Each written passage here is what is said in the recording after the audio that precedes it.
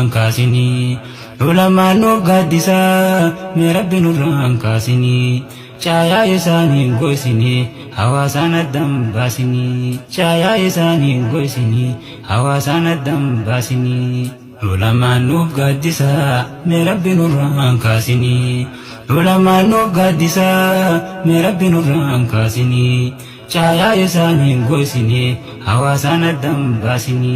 caayaa isaanii goysini hawaasaan addaan baasini. Kitaabni kuni obboleeyyan keenya warra tiktoka obboleessa keenya Abuu Sabraddiin wal qunnamneerraan dhaabbatameeti qarshii 410,000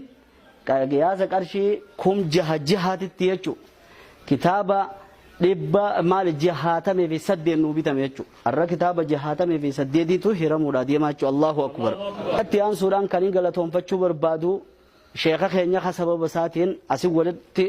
dhufne walitti qabamne kana rabbiin umrii isaanii akka nuu dheereessu walillee akka rabbiin yeroo dheeraadhaaf nuu miti ilmaan keenyaatillee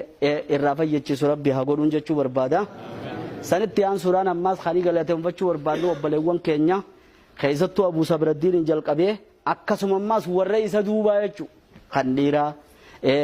ammaas kan dubaraa kan haawwanii warra duuba jirtan kan baha jirtan kan dhiyaa jirtan karaa Awurooppaa kan Ameerikaa jirtan kan Suudii jirtan kan kitaaba kana as keessa jirtan kan kitaaba kana dhageenyaan qooda keessaa fudhattan ani sirra gammachuun isin gammachiisuu barbaadu sheekan keenya jechuudha.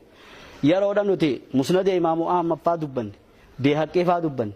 Ibnu Hibbaan faa dubbanne wanni nuti dhaamtunaan jaan insha Allah isinummaan jabaannaan kitaaba waliidhaaf hiyyaaddan isin bira jirraa isin hin jaan obboleeyyan keessan. لا يشكر الله ما لا يشكر الناس جان نمني غلط نمان همني ربي في اللي غلط انقلتو جان دوبا وبليان كينيا خارما في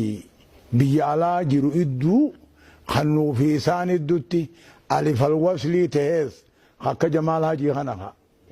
خناس ربي اطلو في جنة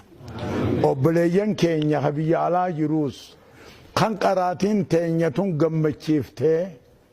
inumaa tuuganaa fillee kitaaba waan ta'e nurra haaya'a isin qaraatuma jabaadhaa kan namaan jaan haadha abbaan illee akkana namaan hin ji'u ummata akkana nuun ji'u kana nu waan jennu hin beeynu rabbummaan gaariin waan fedhan isaaniin haa ji'u akka Abuu Sabraddiin faanka waan kana tokkoffaatti tahee أسسه لفاخاسه كتاب بنو مجرو واني